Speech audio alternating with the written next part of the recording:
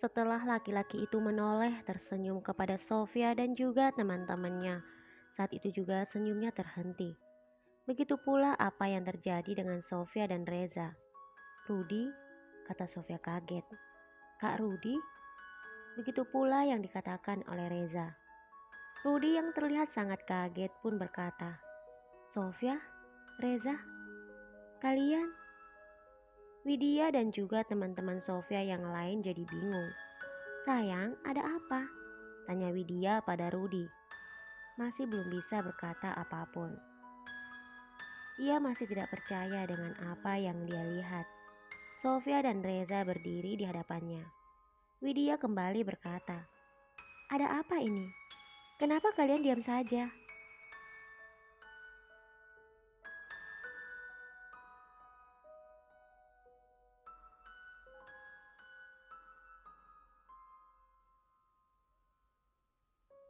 Sofia yang masih berdiri terus menatap Rudi dan tiba-tiba saja meneteskan air mata. Melihat hal itu, Widya terus bertanya, "Ada apa, Sofia? Katakan ada apa? Kenapa kalian semua diam saja?" Reza tak mampu mengontrol emosinya.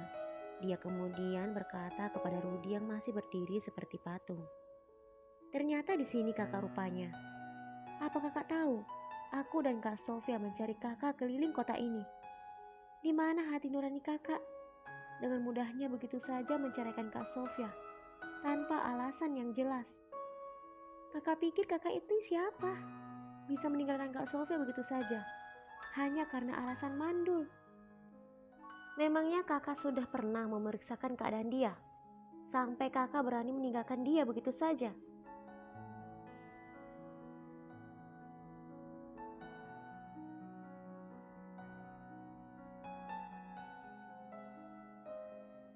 Semua orang yang mendengarkan perkataan Reza terlihat sangat kaget. Dan tentu saja perkataan Reza itu mengingatkan Widya dengan cerita Sofia tentang suaminya yang meninggalkannya beberapa bulan yang lalu. Widya kemudian terlihat begitu marah pada Rudi. "Katakan sesuatu, Rudi. Apa maksud dari semua ini? Ayo katakan, jangan diam saja," kata Widya sambil mendorong tubuh Rudi.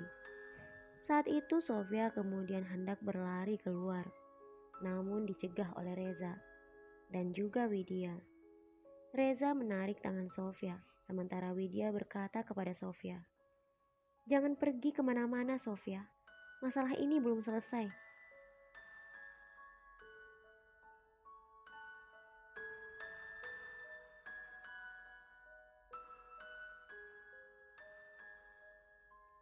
Sofia menghentikan langkah kakinya sambil berusaha menghapus air matanya. Widya kemudian berdiri di hadapannya sambil menatapnya sedih. "Tolong katakan yang sebenarnya, Sofia. Apakah dia laki-laki yang meninggalkanmu 2 bulan yang lalu dengan alasan kamu mandul?" Sofia masih diam saja. Widya kemudian menyatukan kedua tangannya di depan dadanya sambil memohon, "Aku mohon, Sofia, jangan ada yang kamu sembunyikan dariku." Sofia tak mampu berkata apapun. Dia hanya menangis sambil mengangguk. Widya kembali berkata, "Jadi benar, suamimu adalah laki-laki yang menikahiku 4 tahun yang lalu. Itu artinya dia menipu kita berdua, Sofia."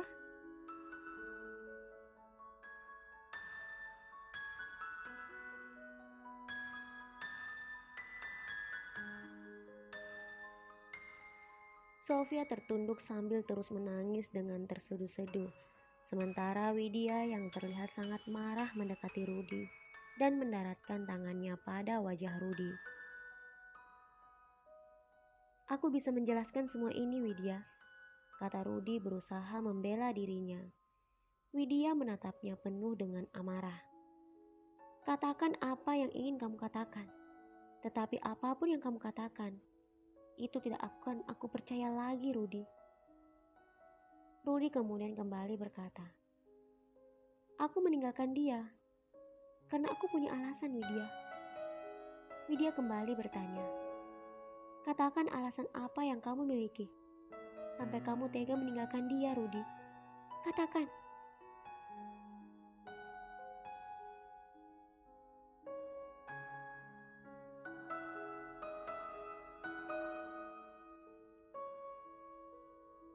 Rudy berusaha meyakinkan Widya. Aku meninggalkan dia karena dia mandul, Widya. Dia tidak bisa memberiku anak. Sementara aku sangat malu dengan teman-temanku. Setiap kali bertemu dengan mereka, mereka selalu menanyakan kapan aku akan memiliki anak. Aku bosan mendengar pertanyaan seperti itu. Maka dari itu aku meninggalkan dia, lalu menikah denganmu. Widya menggelengkan kepalanya. Kamu bilang, kamu meninggalkan dia lalu menikah denganku. Kapan kamu meninggalkan dia? 2 bulan yang lalu, Rudy. Lalu kapan kamu menikah denganku? 4 tahun yang lalu, Rudy. Ingat itu.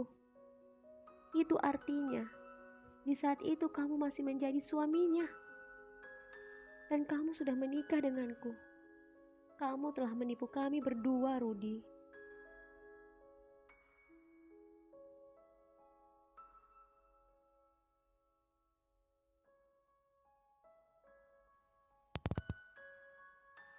Lagi-lagi Rudy berusaha menjelaskan sesuatu kepada Widya. Namun Widya dengan tegas kembali berkata, kamu adalah laki-laki yang tidak tahu diri, Rudy. Kamu telah menipuku dan juga Sofia demi kepentinganmu sendiri.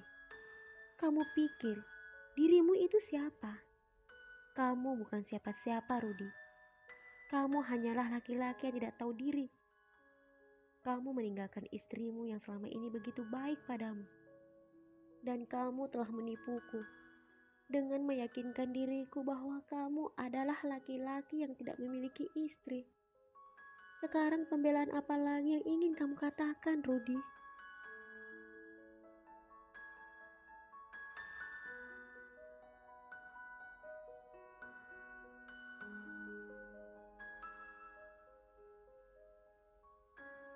Rudy dengan wajah sedih memohon kepada Widya. Mungkin caraku memang salah, Widya. Tetapi aku benar-benar mencintaimu. Dan aku tidak sanggup lagi hidup bersama dengan wanita yang tidak bisa memberikan keturunan padaku. Aku adalah seorang laki-laki dan aku malu kepada semua orang. Bahkan aku tidak punya jawaban atas semua pertanyaan mereka. Tolong maafkan aku, Widya. Widya melipat kedua tangannya di dadanya, lalu mengangkat kepalanya dan berkata, oh ya? Jadi kamu pikir selama ini kamu tidak mempunyai anak karena Sofia mandul? Apakah kamu sudah pernah memeriksakan dirinya? Ataupun dirimu ke dokter? Kamu yakin dia yang mandul?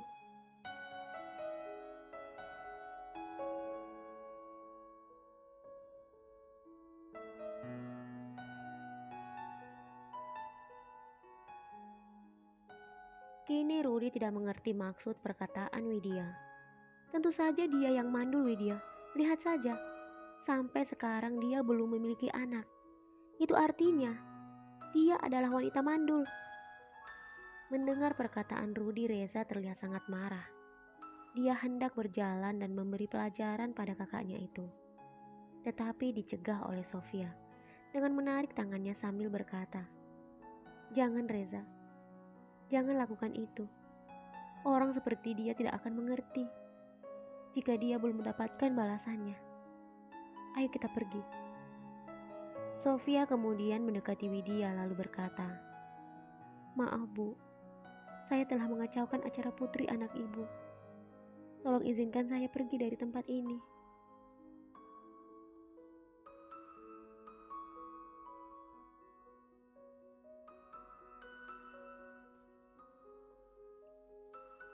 Widya menatap Sofia dengan sedih.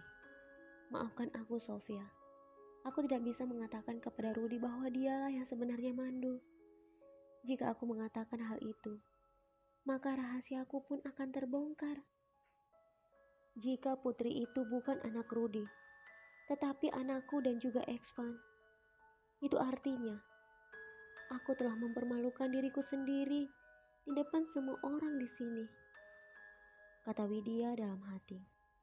Widya kemudian memeluk Sofia sambil berkata, maaf Sofia. Setelah itu Widya mengangguk yang artinya Widya mengizinkan Sofia untuk pergi. Setelah itu Sofia pun dan Reza akhirnya meninggalkan rumah Widya.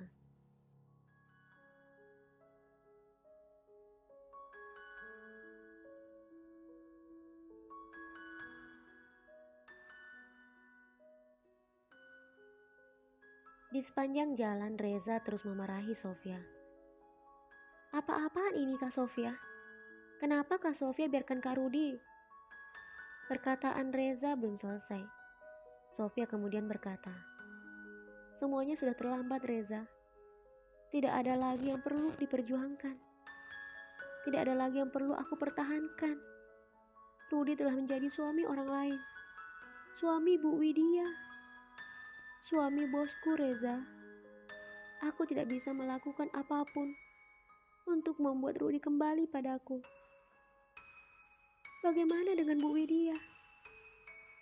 Biarkan Widya yang mengambil keputusan atas dirinya, Reza. Reza benar-benar tidak habis pikir dengan apa yang telah diputuskan oleh Sofia.